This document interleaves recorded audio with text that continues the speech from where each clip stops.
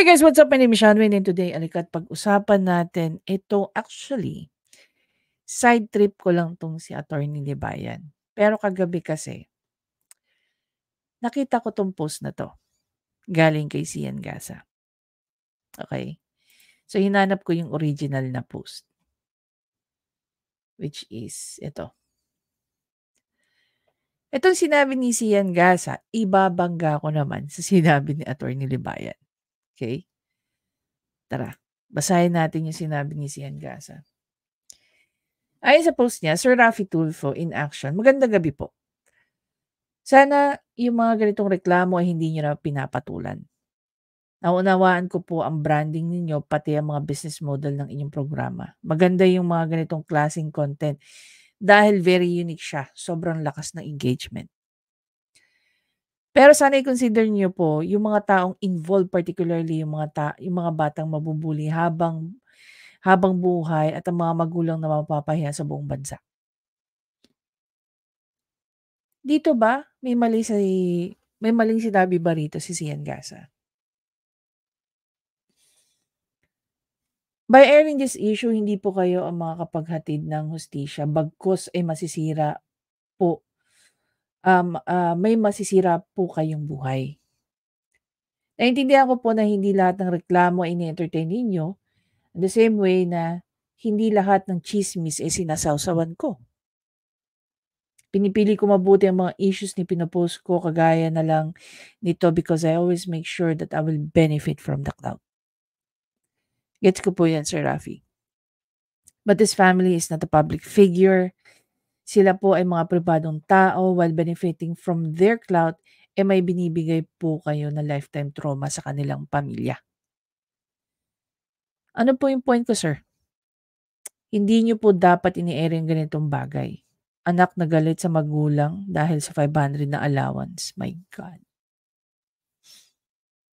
Tanong, may sinabi ba si Sian Gasa ritong mali?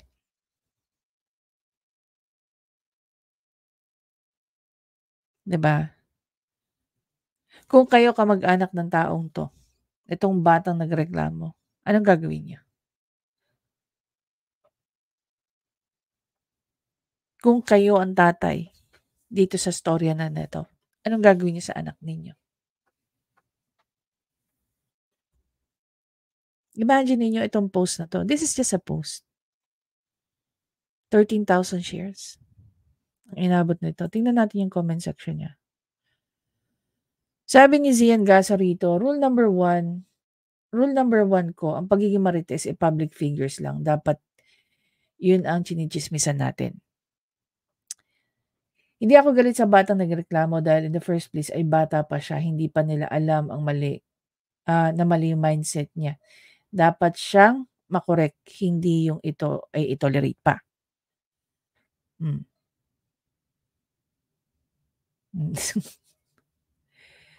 Sabi, 905K views ngayon. Pagkagising ko bukas, baka 3M na yan. You're welcome po.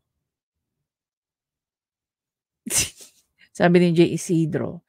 Siyan, pinapatawag ka sa Senado. Ayan, sabi ni Siyan dito, that's the goal. Remember, tinawagan ko nga ang TV Patrol crew bago sumuko ng Malabon City Jail, right? Gamitin ko ang Senate hearing para malaman ng lahat na wala pala akong kaso maliban sa checking hindi napondohan. Clean criminal record, check lang tumalbog. Sabi rin sa nag-comment dito, totoo, ang daming nakapila para magreklamo, pina-priority talaga yan kasi alam nilang pag-uusapan at mapagkakakitaan. Sabi ni Sian dito, tama, pero wala akong nakikitang mali doon. First and foremost, this is a private program hosted by a government official. Hindi nila responsibilidad na makapaghatid ng hustisya. So, pipili lang talaga sila ng napakahabang listahan ng reklamo. Yung makakakuha ng magandang engagement.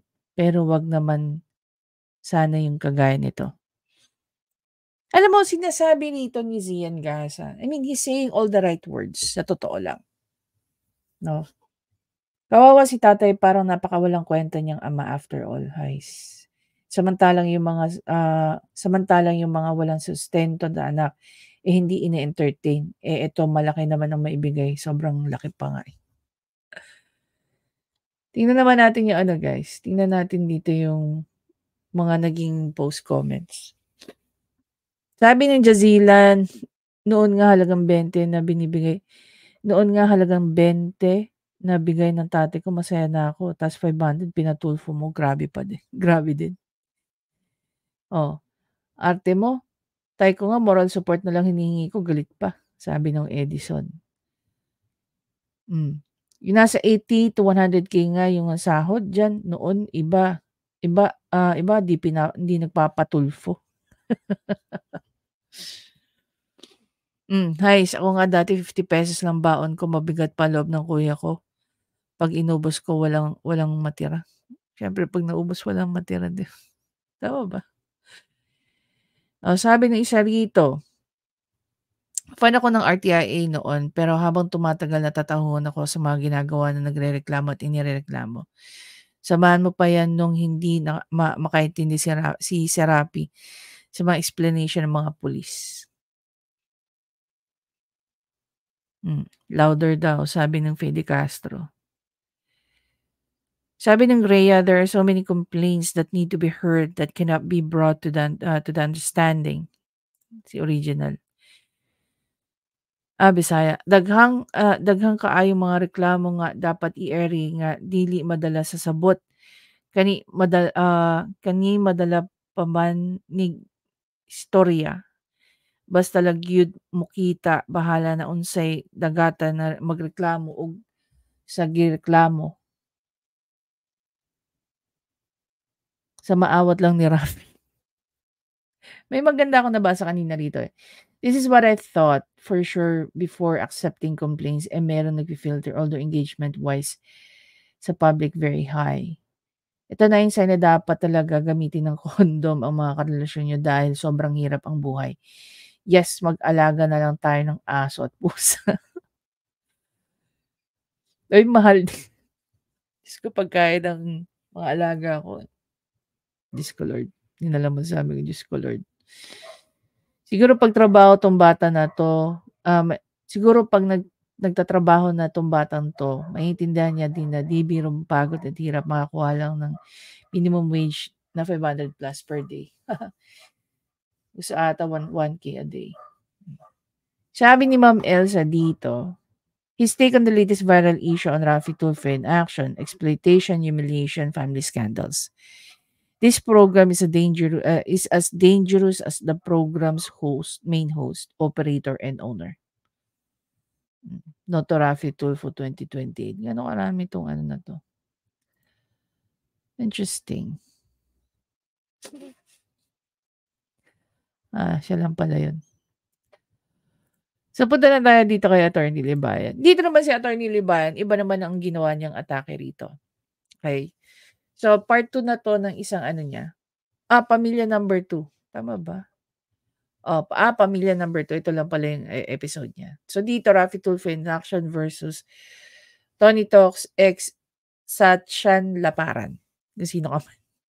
Hindi kita knows. But tara, pakinggan natin. May magandang sinabi rito si Attorney Libayan. To Tony Gonzaga Studios. No? Tony Talks, mga bats natin ng video tungkol sa what happened to Shashna Laparan when she was 5 years old. Bakit kasi mga kabatas natin magandang ibangga natin ito doon sa current society natin? We have a lot of things to learn here, not only legally, morally, ethically, lahat na mga kabatas natin.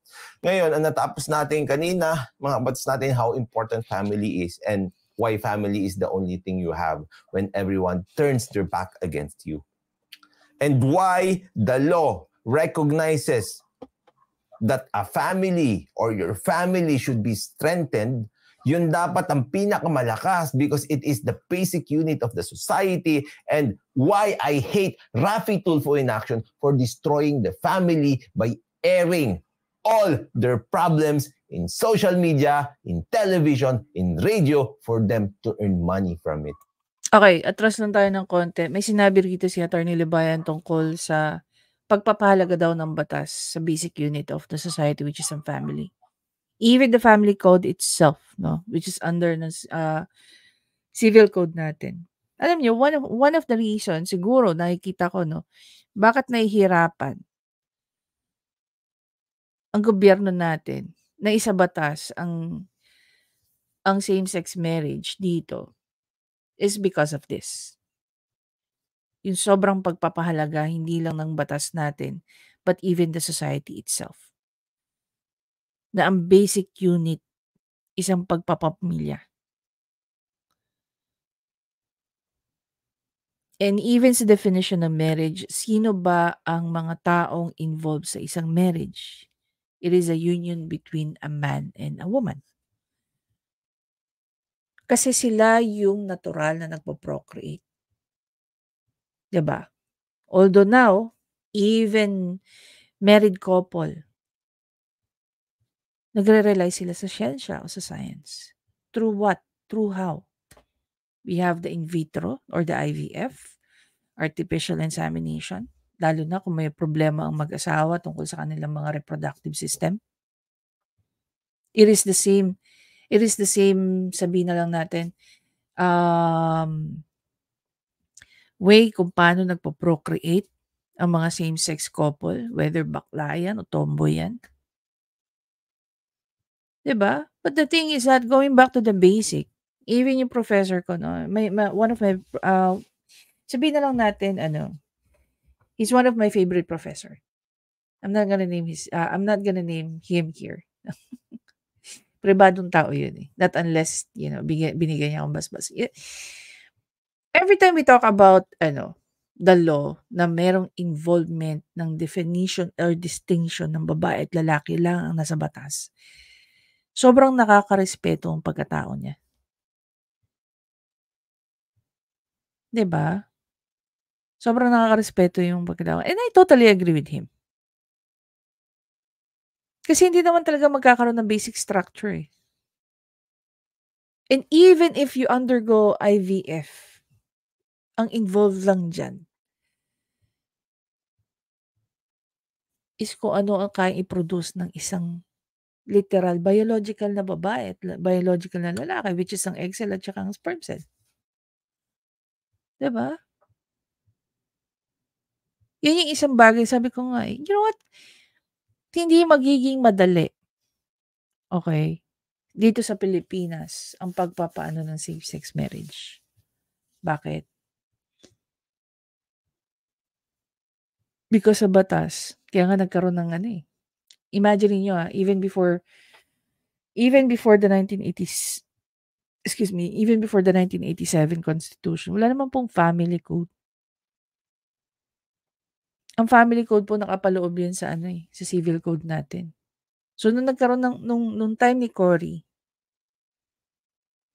she made sure, no, ni Tita Cory, na mas strengthen ang family. Ako, ang reaction ko is not on the legal part. Hinandle na yan ni Atty. Libayan eh. I-handle ko yung psychological. Diba? Ano ba ang nagiging effect? Paano ba natin mabibigyan ng remedy ang mga dysfunctional family na lumalabas dyan sa programa ni Idol? Tayo ba nakakita tayo dyan ng psychologist, in-house psychologist or in-house social worker? Para mabigyan ng psychosocial analysis yung mga pumupunta sa kanila? Kung kakailanganin. 'Di ba? So, hindi lang po sa batas.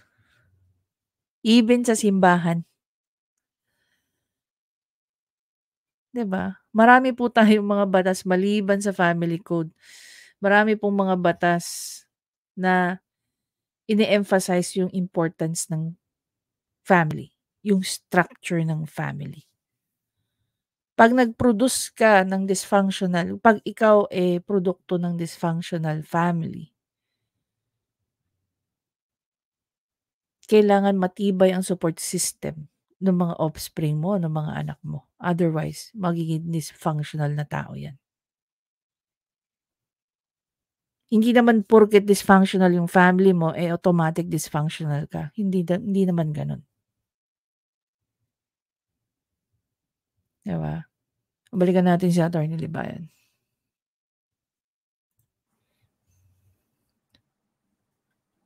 Okay? Let's go, mga kabatas natin. Pero nagkaroon pa ng mas matinding pain kasi yung lola at lolo mo may pinatira sa bahay ninyo. Actually, ano po namin siya, malayong kamag-anak. Okay? Nakita nyo na agad, mga kabats natin, malayong kamag-anak. Di ba? Now, mga kabats natin, let me talk to you about that also. Because people said, Rafi Tulfo mo, Patulfo mo, si Tulfo, si Rafi Tulfo, siya yung nagke-care sa'yo. Kasi nga, pwede mong ipa-Tulfo yung pamilya mo. Like I told you, listen to who Rafi Tulfo is based on his family members. Yung kapatid niya, si Tito Ben, si Ben Tulfo mismo, ayaw kay Rafi Tulfo. Kaibigan niya, si Marcoleta, ayaw sa kanya. Ayaw sa ginagawa niya. Kamag-anak niya, panganay na anak niya. Unang asawa niya. Ano ang sinasabi lahat kay Rafi Tulfo tungkol sa pamamalakad niya sa pamilya niya? Tignan niyo ilan ang entry sa seminar niya. Tignan niyo ilan ang kasal niya. Now you will entrust your family. The only thing you have sa Rafi Tulfo in action. Look at what happened doon sa bata na nagpatulfo sa kanyang tatay na nagbibigay sa kanya ng 500 pesos a day bilang isang allowance, siya ay isang high school student lang.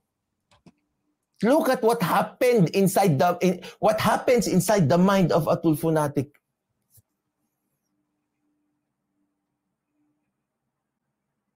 When everyone will turn their back against you, you only have your family, not Rafi Tulfo. Tandaan mo yan. Ha? O, tuloy natin. Lola ko, sobrang bait. Inampun niya, pinag-aral, ganyan. Siya Ilang lalaki. taon yung lalaki? Parang 17 siya that time. Pero ako nung time na nun, 5 years old ako. Tapos, Imagine, distant relative. Relative pa yan, ha? But they introduced a stranger in their family and look what happened. Shashna was 5 years old. She's very vulnerable. The people who go to Rafi Tulfo in action are very vulnerable. Kaaway nila yung mga kapamilya nila. Kaaway nila yung asawa nila, yung anak nila, yung tatay nila, yung nanay nila. Ngayon, pagkatapos nilang magpatulfo, pag uwi nila sa bahay, kasama ba nila si Rafi Tulfo? Kasama ba nila si Shari? Kasama ba nila si Odette? Who will deal with the shit? It's them and not Rafi Tulfo. And not Rafi Tulfo in action. Tapos, sasabihin nyo, the person who cared is Rafi Tulfo and Rafi Tulfo in action. Oh, come on. Ang dami ng testimonials ng mga nagpatulfo. Nasaan ang utak nyo? Oh, tuloy natin. wala naman ako alam sa mga bahay kasi bata pa. So, kumbaga, kung anong gusto niya ipagawa, gagawin ko, ganyan. Kaso ng lola at lolo mo? Doon din. Pero kasi, dahil nga gagawa, Imagine. ko. Ganyan. Alam sa mga bahay kasi bata pa. So, kumbaga, kung anong gusto niya ipagawa, gagawin ko, ganyan. Kaso Ano nangyari kasi dyan? Bakit ganyan yung naging problema? Because it is without the guidance of a family. Because the family was broken in the first place. Because merong isang tao na ginawa ni Rafi Tulfo nang iwan ng pamilya.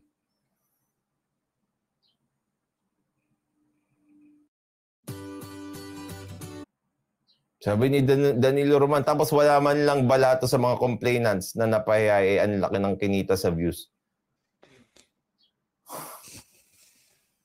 Di ba? ng lola at lolo mo? Doon din. Pero kasi, dahil nga, di ba, Tanda na? Tanda na sila. Mayroon po ako that time kasi nag-work ang mama ko. So, medyo okay yung buhay ko po noon. May kanya-kanya kaming room lahat. Told you. Di ba? The same. They capitalize. They prey on, they exploit, they attack vulnerable people. Sino? Usually ang mga inaatake? People with broken families. Children without guidance. Isipin mo, sinabi niya, ay gagawin ko kasi nga bata pa naman ako eh. Wala naman akong alam dyan. That's what people do. That's what predators do. They ayaw, oops, may problema ng pamilya dito, pagkakitaan yan. What do sexual predators do? They look at people who doesn't have a strong foundation in their family. They cradle them. They groom them.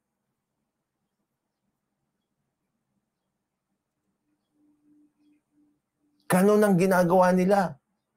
It's very familiar.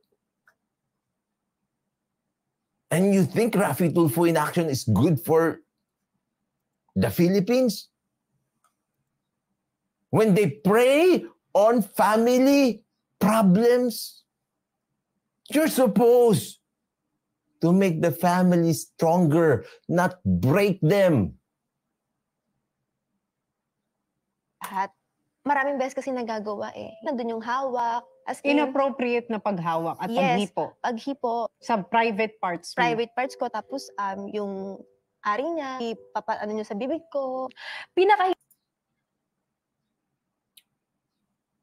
Look what's happening because of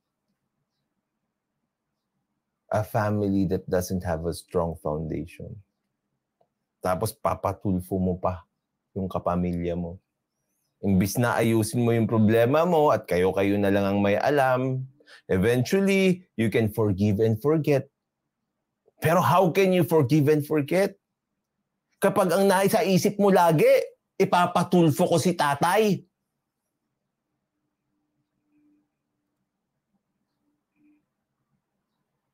Sige lang tatay, ipapatulfo kita. Diyan sa 500 pesos na binibigay mong allowance sa akin. Imbis na, sabihin ni Raffy Tulfo, Iha, sapat yung pera na yon.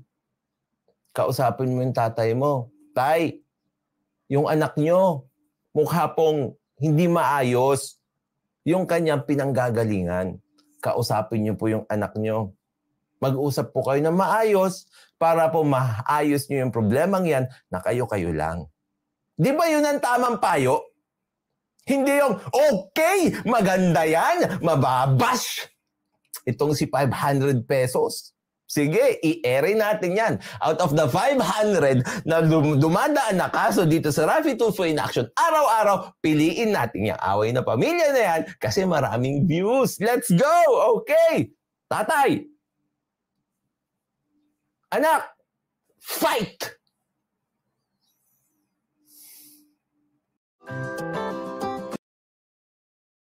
Alam niyo, may kwento ko lang guys, no?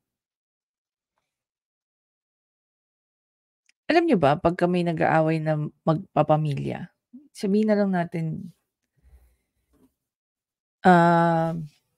domestic concern. Huwag naman violence. Parang heavy naman nun. Basta domestic issues. Away magpapamilya. Pumunta ka ng barangay. Ano sasabihin ng barangay sa'yo? Mag-usap-usap kayo. Mag-usap kayo. Hindi naman niya magiging kaso eh. Diba? Kahit yung magsagutan kayo, mag-anuhan kayo. Hanggat wala pang nagkakaputukan siguro dyan. Wala pang ganyan. Sasabihin pa rin sa inyo, either ng barangay o ng pulis, mag-usap kayo. Yung kayo. Naalala niyo yung sinabi ni Kong Marcoleta about sa ADR? Yung Alternative Dispute Resolution. Normally, binibigay yun as an option ng mga courts. Okay? pagdating sa tawag dito, during pre-trial. During pre-trial. But gaya nga rin sinabi ko, family issue is not one of those na ini-entertain ng EDR. And halimbawa man, kung gano'n man yung nangyayari, kung ini-entertain man ng ADR yun, no, ng alternative dispute resolution, lahat po ng pag-uusapan doon ng mga panig ng mga parties involved is highly confidential. Dahil nirerespeto po nila ang dignidad ng bawat parties involved doon sa issue na yun, o sa kwento na yun, o sa concern na yun. Alam nyo, even po sa Constitution, meron po tayong right to privacy. Or tinatawag nga nila left alone. Constitutional rights po natin yan. Can we actually practice that in this? Depende na lang. Normally kasi ang Bill of Rights natin is our protection against the government. Because they have the power more than what we possess. Pero ang rights ba natin to privacy is limited lang sa ating Bill of Rights? Of course not. Diba? Alam niyo ba, ito, maisingit ko lang. Medyo pang showbiz to. Last month, may napanood akong isang video about Tom Cruise. Si Tom Cruise pala, pag tinouch mo yung privacy ng buhay niya, surely, he's going to sue you. Ganun siya kahigpit sa privacy niya. Maraming artista na kaya, kahit dito locally. Pero bakit hindi natin maibigay yung right to privacy na yun sa mga kababayan natin? Ba't parang ang hirap? Yung hingi lang sila ng tulong, ang kapalit, kailangan ma-ere ko kayo. Diba?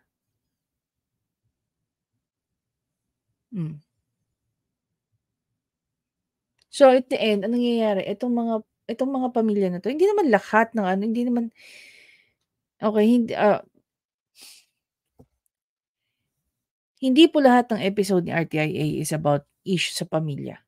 Pero lahat ng issue sa pamilya ay tumatabo. Aminin niyo yan sa hindi. Pero alam mo, bakit natin ine-entertain yung ganun? Ano? Bakit gustong-gusto natin yung mga ganung klaseng kwento? Gustong-gusto natin na may nag-aaway na pamilya.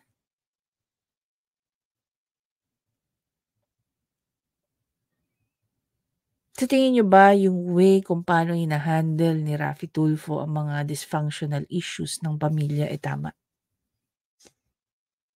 There's this one study, no? Let me just pull it up for you.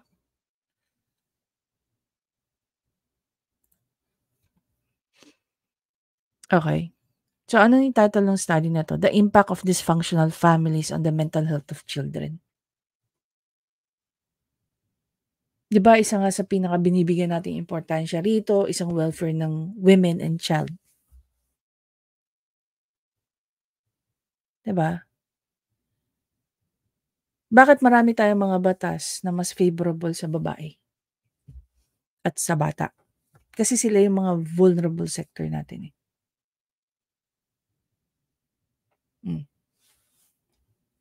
Basahin natin dito yung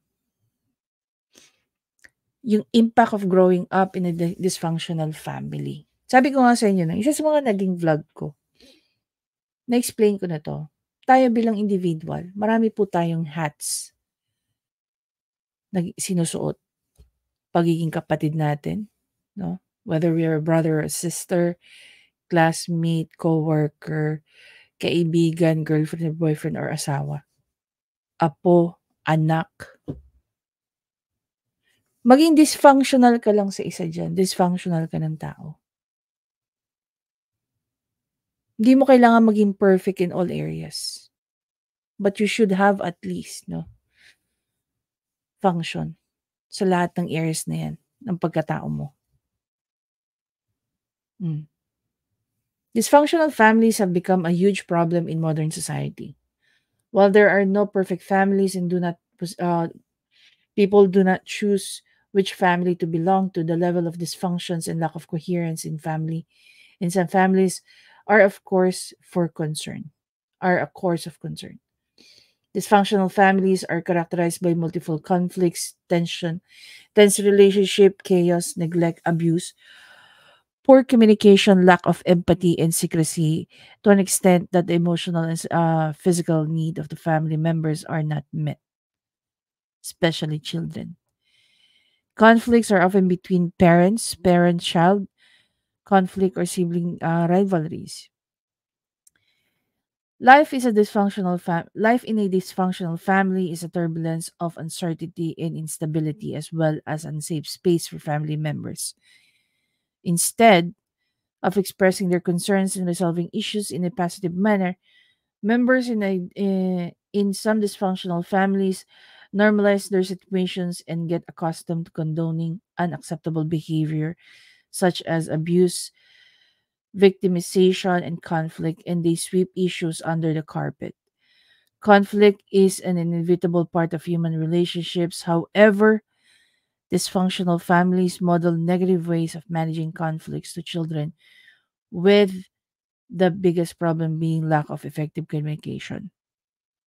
The dysfunctional families' communications is replaced with shouting, screaming, arguing, and silence.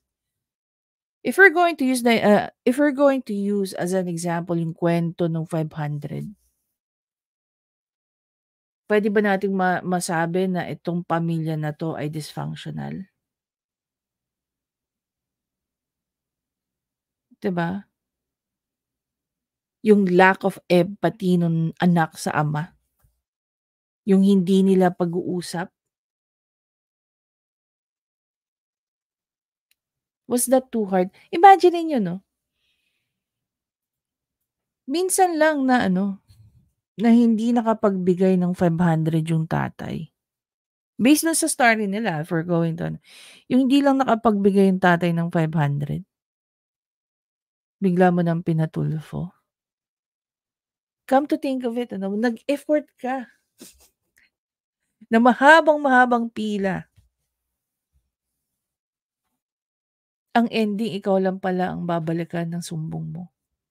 Ikaw lang yung mababash. Hindi ko po nilalahat, pero one of the common issues po ng mga second family, nagiging dysfunctional sila.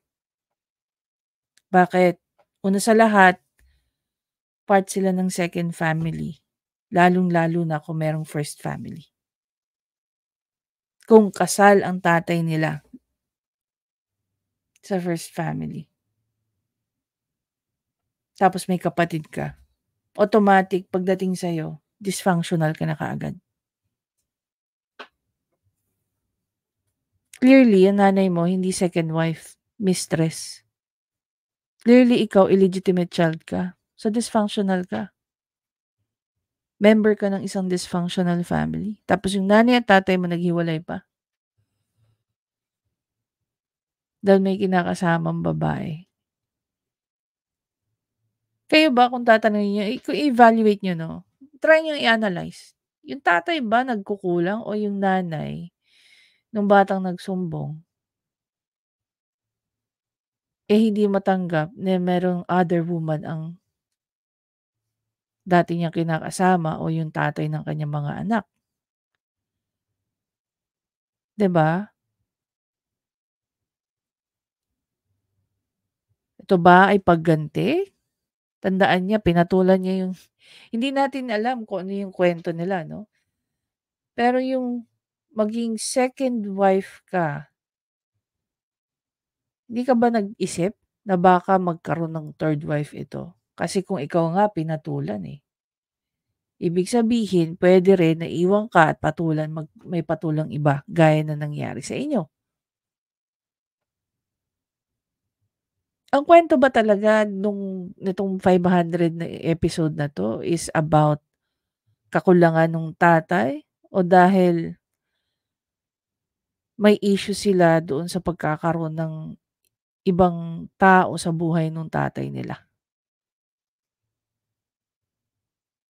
'Di ba? 'Di mas lalo mong maiisip na mas sobrang petty nitong issue na 'to. Idadahilan mo lang yung 500 para lang ipangalandakan na yung tatay mo ay may ibang babae.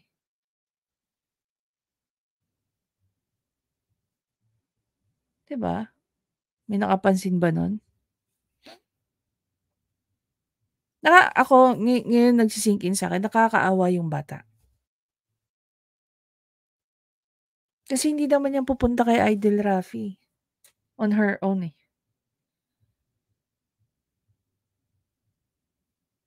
Sino magke-carry ng burden ng kahihiyan? Yung bata.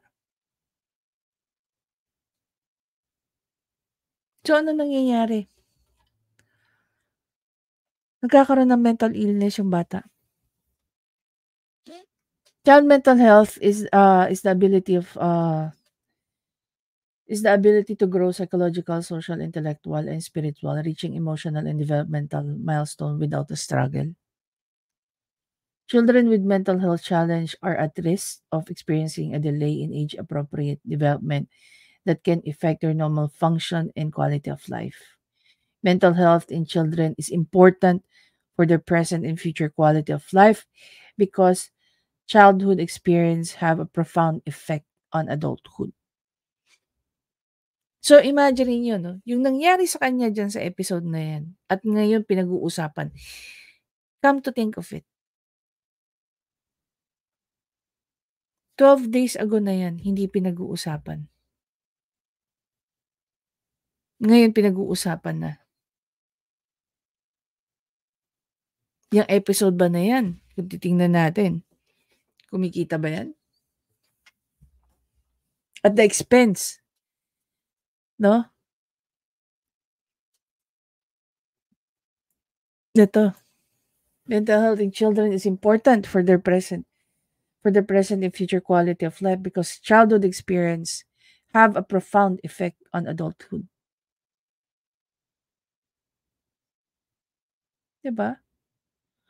Mental illness in children can be caused by a variety of issues such as stress relating to domestic violence, being bullied, losing a loved one to death, separation from friends because of moving homes or schools.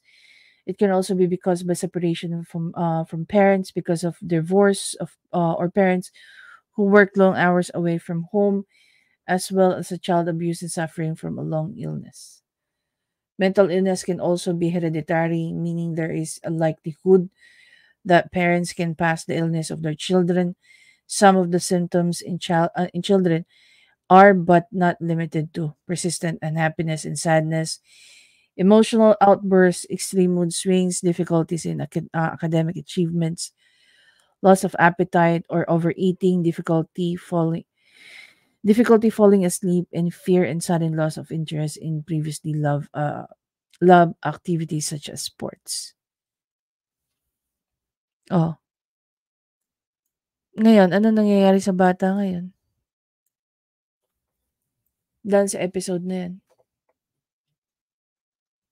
Nakita niyo naman yung di ba? Pinakita ko yung mga comments ng tao.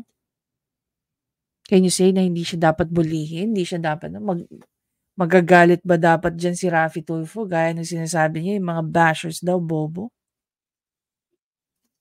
Diba? If you recall na sinabi niya yan dun sa ex-girlfriend ni PFC Canlog.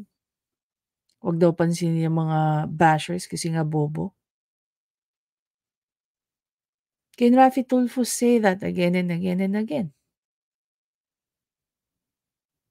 Diba?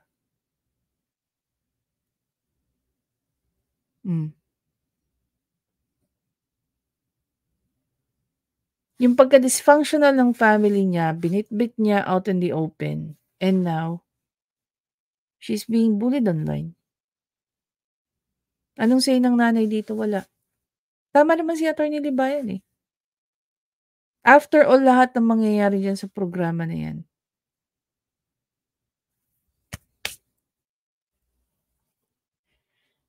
labas na sila dun. Yung effect dun sa tao, labas na sila ron. Was there even once na may pinakilala si Raffy Tulfo diyan sa programa niya as in-house niya na psychologist, social worker, para mabigyan ng intervention, 'di ba? Oh, ang sabi dito, there's this one thing na na nabasa ko. Sabi, identifying dysfunctional behaviors. Family therapy is highly effective in helping family learn new communication strategies, problem-solving skills, and mutual support. May binibigay bang family therapy si Raffy Tulfo dyan? Individual therapy can also be beneficial for family members, whether in person or online. Support groups, self-help resources, and religious counseling provide additional support. May binibigay ba si Raffy Tulfo dyan?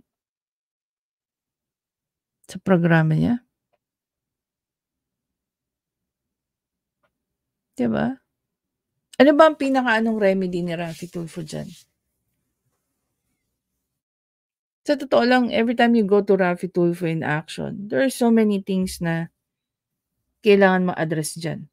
Halimbawa, yan, domestic issue, away pamilya, marital problem. Ano ba dapat?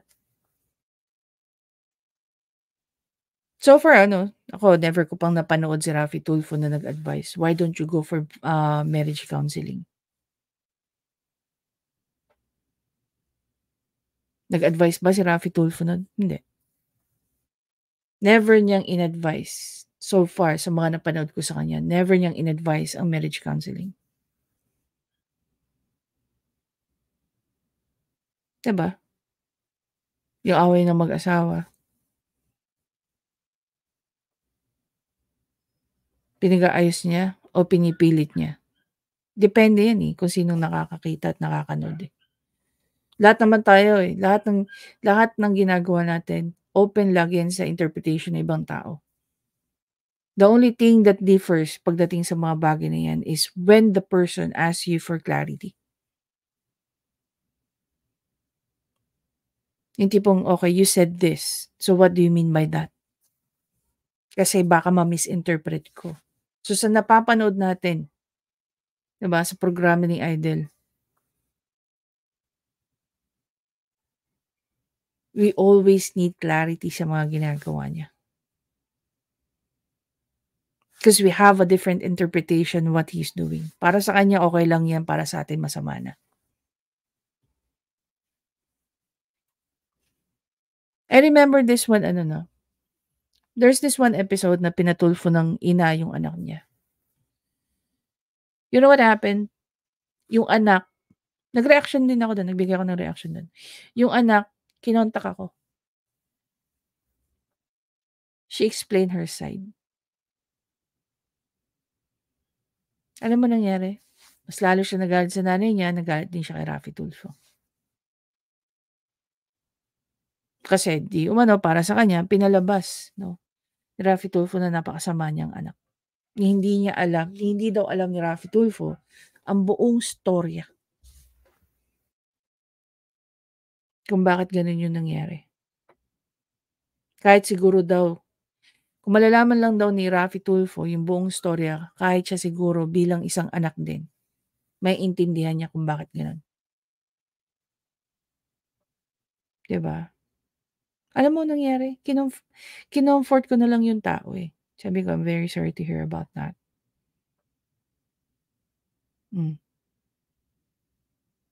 Imbis na magkaayos ang magulang at saka anak, nagkalayo pa lalo.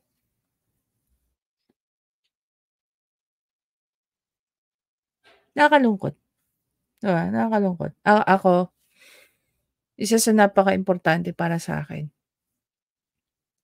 Lalo na kung halimbawa meron ako ng mga naging girlfriend na malayo ang loob sa pamilya. Ako mismo gumagawa ng paraan na ipaglapit ko sila.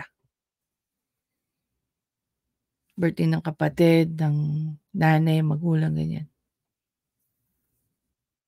Mini-make sure ko lagi yan.